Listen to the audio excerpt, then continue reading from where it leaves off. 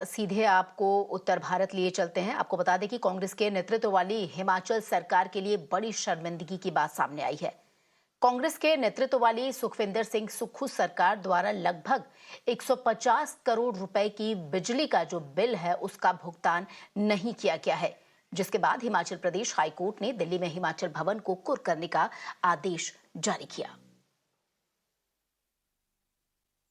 हिमाचल भवन जो prime property मानी जाती है हिमाचल की, उसे अटैच किया गया है। तो आइए जानते क्या कहना है उनका। सर, क्या कहेंगे आप?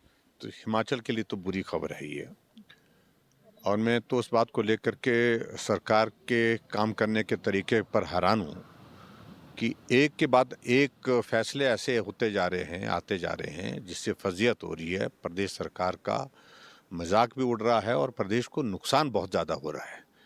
अभी जो फैसला आया है, ये फैसला आज का नहीं है, ये 13 जनवरी 2023 का फैसला था, और जिसमें अपफ्रंट प्रीमियम का 64 करोड़ रुपए उस कंपनी को जमा करने के लिए, वापस देने के लिए सरकार को कहा गया था।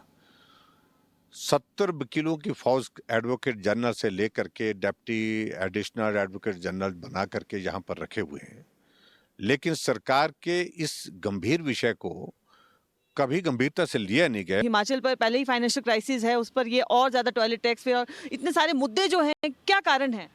देखिए, सबसे बड़ी बात है कि सरकार को चलाने के लिए गंभीरता नहीं है, बिना सोचे समझे फैसले लिए जाते हैं।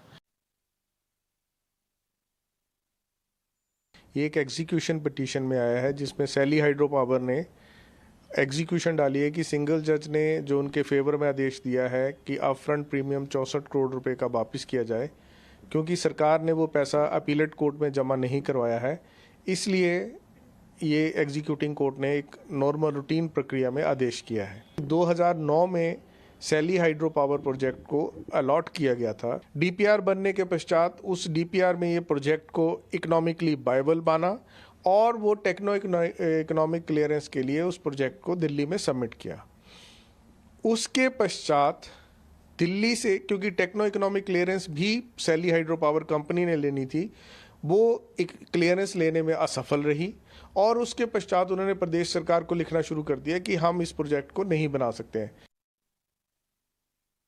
The people here are feeling, those who feel emotionally connected with it, they are feeling very bad and sad. You can see right now nobody is allowed to move inside. The security personnel here had been asked not to allow anybody to go inside Himachal Bhavan because Rahul Gandhi's Khatakhat economic model seemed to have completely fallen flat. That's one of the reasons that the opposition party leaders have started labeling this as Thapa Thap model. High Court has asked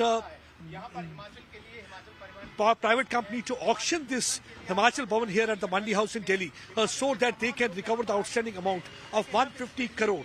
It was earlier the court had asked them to pay 64 crore, which Sukhwinder Singh Sukkhu government failed to pay. This is not first time that the Sukhwinder Singh Sukkhu government has been facing such problem. We have seen that earlier they failed to provide salary to many of the employees. Not only that, there was cess on milk, there was also tax on toilet, and now this thing.